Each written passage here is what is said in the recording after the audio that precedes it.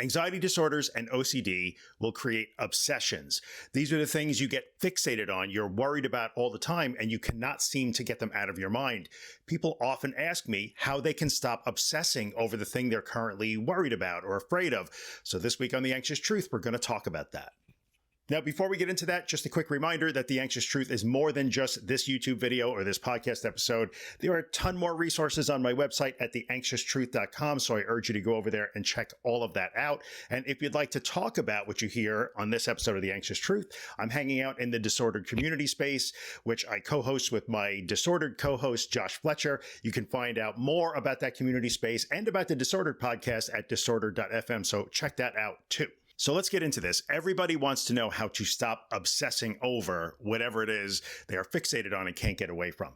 But the fact of the matter is, you can't just decide to stop obsessing. We have to operate on a different level, and we're going to get to that. In our context, which is OCD and anxiety disorders, obsessions are more than just worries or concerns or things to keep an eye on. They are seen as very real threats, dangerous things that create incredible amounts of discomfort or fear or uncertainty or feelings of vulnerability or identity threat. They are powerful. The thing you're currently obsessed with or fixated on feels very urgent and important and vital to your well-being or the health and safety of you or your loved ones. So I suspect that even calling it an obsession feels mildly disrespectful or like it's not taking it seriously because your obsession is really important, right?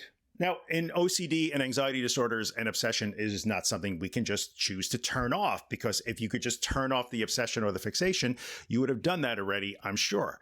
What do people with OCD and anxiety disorders tend to get obsessed with or fixated on? Well, the list is almost endless, but some of the more common ones include obsession with bodily functions or somatic experiences or sensations, obsession with moral perfection, obsession with being a good person, obsession with love and attachment and relationships, especially when it comes to romantic or intimate relationships, or your relationship with your children, for instance. People often become obsessed with harm or self-harm. You can be obsessed with your safety or the safety of the people that you love. You can become obsessed or fixated on the state of the world and threats like war or disease or social upheaval. You can be obsessed with ensuring that you are everything that you hope to or aspire to be. A good person, a caretaker, a problem solver, a provider, a protector, a good parent, a good spouse, a good friend, a good employee. These are just a few of the common obsessions that can get really sticky in the context of OCD or an anxiety disorder. And that stickiness makes a real mess of things for people who struggle with this. Notice that OCD and anxiety never latch on to things that are casual or irrelevant. They only latch on to things that are really important to you. In fact, I would say that they latch on to topics that are important to all human beings in one way or another. We all agree that we care about the safety of our loved ones or our own safety or our health or the state of the world or being good people or our relationships. We all care about those things. But in anxiety and OCD disorders, the difference is that the worry or the concern, valid though it may be, because these are in fact important topics on a kind of universal level, the obsession comes with such an intense experience of worry or fear or anxiety or a sense of uncertainty or vulnerability that we get tricked into thinking that fixating and trying to actually solve or figure out an obsession is a good move. So while the average non-anxious person may in fact be concerned about the very things that you find yourself obsessed or fixated with, they can understand that, yes, they are worried about a thing that all human beings worry about. Maybe they can make some plans that are actionable to deal with that, or contingencies that they'll keep in the back of their mind. They will note that they are worried or uncomfortable or even afraid, and they will tend to move on because they understand that there's not much more they can do than that. But if you're struggling with an anxiety disorder or with OCD, that experience of the obsession, the fixation, and the big emotional wallop that come with that will tell you that you're not supposed to let that go. You're supposed to stay fixated on it, and you're supposed to take some sort of action in response to the discomfort that you feel. So if you want to know how to stop obsessing over whatever it is has your attention right now, you're almost asking an impossible question. You're actually asking how to operate directly on the worry, the obsession, the fixation, and we just can't do that. Remember, you cannot turn off your feelings, you cannot turn off your thoughts, and you certainly cannot micromanage the function of your body, especially when it comes to responding in normal designed ways to scary thoughts or scary concerns or worries. Bodies and minds are going to do what they're going to do, and we have to learn to live with that. So when we combine the uncontrollable nature of thoughts, emotions, and bodily functions with the relative importance of the things we become obsessed with or fixated on, what we're looking at is an equation that makes it damn near impossible to simply turn off an obsession.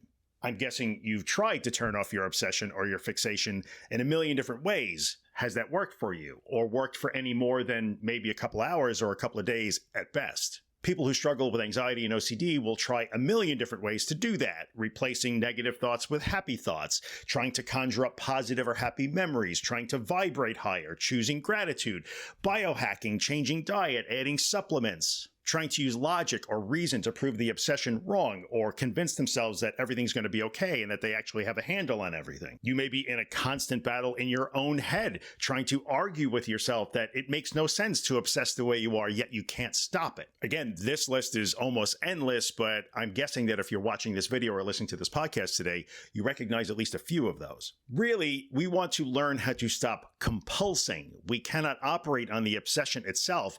We have to operate on the compulsion that drives and fuels that obsession, keeps it alive. A compulsion is what we try to do to feel safer, less anxious, more secure, less vulnerable, more sure when we are triggered into that obsessional or fixated state. Think of compulsion as sort of the automatic knee-jerk, I can't handle this feeling response that you have whenever your obsession rises to the top and you get triggered into a state that you think you can't handle, or that indicates that there's a real problem that you have to fix or solve. Now, compulsions could be behavioral, things that you can do that you and others can see you doing, or they could be mental in nature, invisible things that happen in your head silently and nobody but you can know they're going on. And just as the list of obsessions in anxiety and OCD are almost endless, so is the list of compulsions.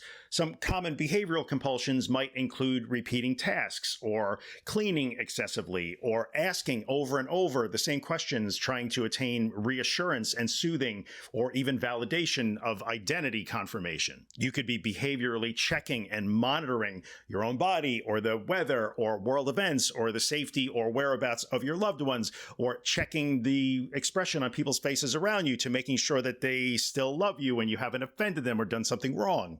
You might repeat routine tasks or motions. You might build very complicated rituals around very simple tasks like hygiene tasks, or getting in your car, or packing your bag at the end of the day to go back home from work. Then there are the mental compulsions, which are kind of more insidious because they're silent. No one can see you doing them. Only you know they're happening. And they tend not to be so visible, except in the negative impact they cause in your functioning.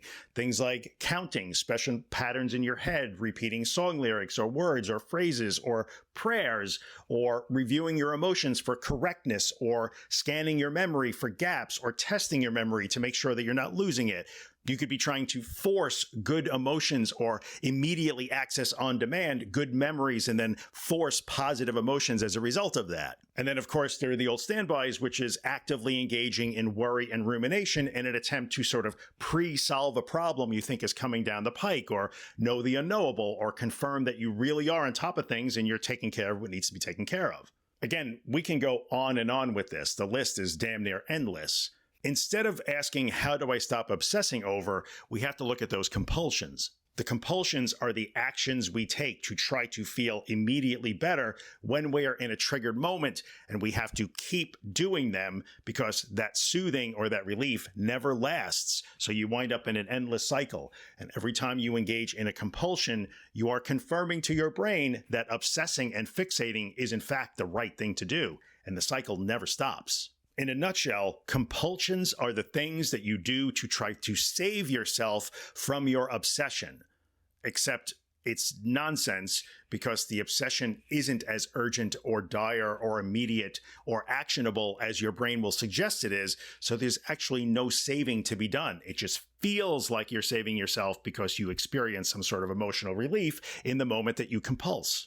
Compulsions are an attempt to save yourself from your obsessions. Keep that in mind. So in the end, you don't have to ask, how do I stop obsessing over spiritual contamination or accidental infidelity or cancer or heart attacks? You only have to work on not saving yourself from those things, which I know sounds ridiculous, but hear me out. Now, operating on the compulsions is much easier than operating directly on the obsessions, but it's still really hard to do. As anybody who's ever undergone any sort of anxiety disorder or OCD treatment understands, exposure and response prevention, because all exposure has a response prevention component, is really difficult to do. When you are triggered by something that tells you that you are in immediate danger, or you've got to pay attention to this thing, or something is wrong, but I just don't know what it is and I have to figure it out. I have to get out of here. I have to be saved. I have to protect my identity or my morality or my faith or my loved ones or my relationship. There is a threat afoot, and you don't take the saving action, which is what ERP work is all about, you get hit with a massive rush of adrenaline and cortisol and fear and discomfort, and you are absolutely convinced that you are making an egregious mistake from which there is no recovery.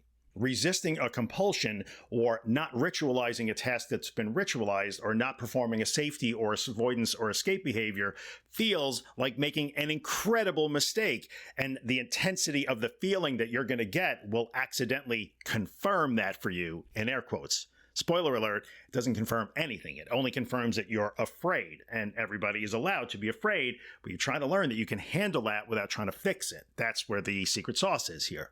So you haven't messed up. When you operate on the compulsion directly, or the ritual directly, or the escape, avoidance, safety behavior directly, and you learn to not engage in those things, even though it feels like the right thing to do that, and it makes you feel a little bit worse when you don't save yourself from the obsessive or fixated threat, you're not making a mistake. And when we learn to repeat that, and have that experience again and again and again, what you're actually doing is sending a signal back down the chain to your brain that it can understand. Just yelling at it that stop obsessing, stop fixating, why can't I stop this? This is wrong, think happy thoughts, isn't working for you, because your brain can't hear that. But what it can hear is an experience. It can hear you not save yourself when it barks instructions to save yourself.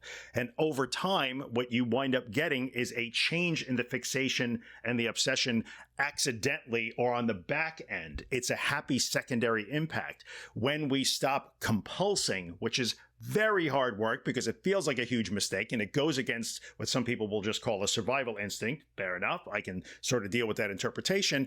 We intentionally choose discomfort and feelings of danger or threat. And when we can bravely and self-compassionately do that again and again in a systematic way, often with professional help, which can be hugely helpful if you can access that, and I know not everybody can, you're actually teaching your brain through experience, which is a way that it can learn that, oh, the threat always passes. Yes, it might come back in an hour or 2 hours or 5 minutes, but over time, that threat will appear less and less and less. Your brain will learn through those very brave, self-compassionate experiences that the obsession has been off base.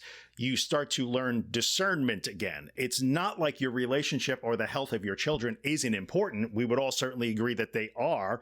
Your own safety is important. World peace and getting away from things like war and global conflicts is important. We all agree with that. But what you're learning when you work on the compulsions is that the obsession and fixation at that level that drives a seemingly correct but actually pointless action like a compulsion is not the right way to address those things that we all agree are important. For somebody with OCD, for instance, it would seem like the right thing to do to wipe the kitchen counter again, or to mentally run through a counting sequence, or to check facial expressions to make sure that their husband or wife isn't actually going to leave them, even though there's no evidence for that.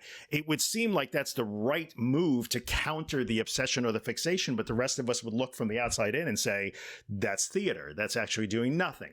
The person who keeps having panic attacks that insists that they must call a safe person, run home and put ice packs on their wrists, doesn't get any sympathy in many instances because the people around them understand that this doesn't kill you. You're really uncomfortable, but there's nothing to freak out over. You're just afraid that it's going to pass.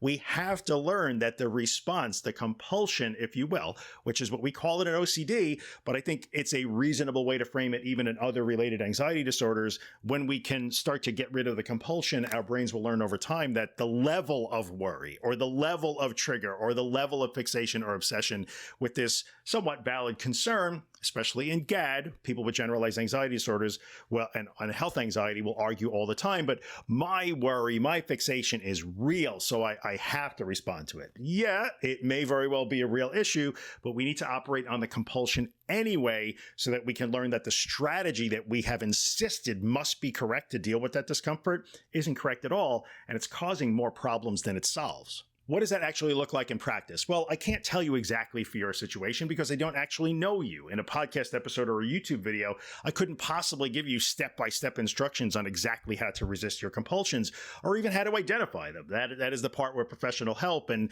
additional psychoeducation and understanding is certainly helpful. But what does that look like from a 50,000-foot view? It looks like over time with repetition, the intensity of the experience that you have when your obsession or fixation is triggered tends to begin to drop. The impact emotionally, the fear, the discomfort, the uncertainty, the feelings of vulnerability or mistake or failure or whatever it is that drive you tend to get a little bit less intense over time, and the impact shortens. Instead of taking you out of the game for a full 4 days, it starts to take you out of the game for maybe a day or two, and then maybe a few hours, or maybe just the afternoon, and then the obsessions begin to pop up with far less intensity, and over time, those kind of triggered moments become fewer and further between. And when they do come up, you can pass through the peak of that more rapidly and without as much functional impact. Does that mean you will never have an obsessional thought or a anxious fear or something that triggers you into a panic or high anxiety state? No, we can't promise that, and that's not how that works. But it means that when it does happen, which it can to anybody, you aren't buried for days or weeks and on end by that. You're not clinging to a strategy that was never working and making things worse for you. What we learn here is discernment. Oh, I see what's happening. That obsession popped up again. Yeah, this is really important, but the compulsing about it, the trying to solve my discomfort, isn't working, and it's going to prolong this experience. So what I really have to do is just let that discomfort be there and watch it wax and wane on its own. I can handle this. I'm okay. It's safe for me to be afraid or unsure and not fix it, especially if there's nothing I can actually do to fix it. Remember, one of the key principles that we're relying on here is that life and the emotions and thoughts that come with it is an experience to have, not a problem to solve. I believe Alan Watts was the person who said life is an experience, not a problem. But I think we can sort of bring that down to a more granular level and say, your thoughts are not always things to solve, nor are your emotions. They are primarily experiences to have. So when we operate on the compulsion and we just start having the experience of difficult thoughts or emotions, we learn over time that, okay, I can handle those experiences, and I don't have to go into 3 days of protracted saving, avoiding, escaping, or ritualizing to feel better, because that wasn't actually doing anything anyway, except falsely convincing me that I had done something good. So to sort of wrap this up, the answer to the question, how do I stop obsessing over, is you don't. First, you have to see what compulsions or how you are responding to those obsessions or fixations to make yourself feel better in the moment, and work on systematically, self-compassionately, with patience and understanding, eliminating those compulsions bit by bit, working through those really scary, difficult, vulnerable feeling moments, and allowing your brain to learn from that. Why? Because we know from decades and decades and decades of evidence here that this works quite well. The beauty here is that you're leveraging the transient nature of every human experience. You have never been stuck in happiness, nor will you be stuck in fear unless you give in to the compulsions that tend to perpetuate the fear. So you can't just stop obsessing. I wish I had a special tip or trick on how to do that, but really what we want to do is start working on the compulsions, the things we do to try to feel better about our fixations and our obsessions. That's actually the path out of that. And as always, feeling better tends to be the happy secondary outcome, not the primary goal. Sucks that it works that way, but that is how it works. So that's the answer to how do I stop obsessing over. That's episode 348 of The Anxious Truth, I guess, in the books. I will remind you that, as always, I don't know you personally, and while I'm a therapist, I'm not your therapist, so you have to take what I say with a bit of a grain of salt, because these are big, broad concepts that then have to be applied individually in your own specific life, your own unique circumstance. So please keep that in mind. I cannot give you specific prescriptive words here, so don't take them that way. And I think the other thing to keep in mind is These are often counterintuitive. These principles don't make common sense because when you're scared, all you want to do is fix that and get away from that. Totally understandable. Not blaming you for that. So if it takes you a while to really put your brain around this and come to the conclusion that like, yeah, trying to fix this isn't working, so maybe I have to at least try that, be patient with yourself. Everybody kind of puts their brain around this and embraces this sort of path on their own time for their own reasons. So you're going to have to be kind to yourself and get there when you get there. If you've been trying this method, if you will, although it's not a method, if you've been trying this approach to accept, to face, to float, to willfully tolerate, to not compulse and let it end, and you find that you just can't seem to believe that you're safe when you do that, again, be nice. You will get to that point when you get to that point. This takes some time and it's not easy work to do, even though the principles tend to be relatively simplistic when you really get down to it. I will admit that. So hopefully this has helped in some way. I will ask if you're watching on YouTube. Most of the people who watch my YouTube videos are actually not subscribed to the channel. So if you can hit the subscribe button or even hit the notification bell so you know when I upload new content, it may mean nothing to you, but it tells YouTube that you actually want me to make this type of video. Even if you only watch once in a while, I would really appreciate it because otherwise people like me are swimming upstream against the algorithm. And of course, just a reminder, if you want to talk about what you heard today on this episode of the podcast, go to disorder.fm, check out that podcast, comes out every Friday. Also, you can interact with me on the Disordered community space where Josh Fletcher and I are hanging out most days. You can find that at disorder.fm and check out all the other resources on my website at theanxioustruth.com, which is chock full of stuff, most of which is free, and even the stuff that does carry a cost is pretty cheap. I don't have any $5,000 masterminds and never will. Anyway, thanks for hanging out. If you made it to the end of the episode, hopefully you got something out of it. I appreciate your time, your attention. Hopefully it's been helpful for you. I'll be back in 2 weeks with another episode on something. Actually, I think I know what we're talking about next time, and it should be pretty interesting. Until then, every Friday, Disordered comes out, so you can check out that podcast if you want something weekly. Thanks for hanging out. I will see you in the next one.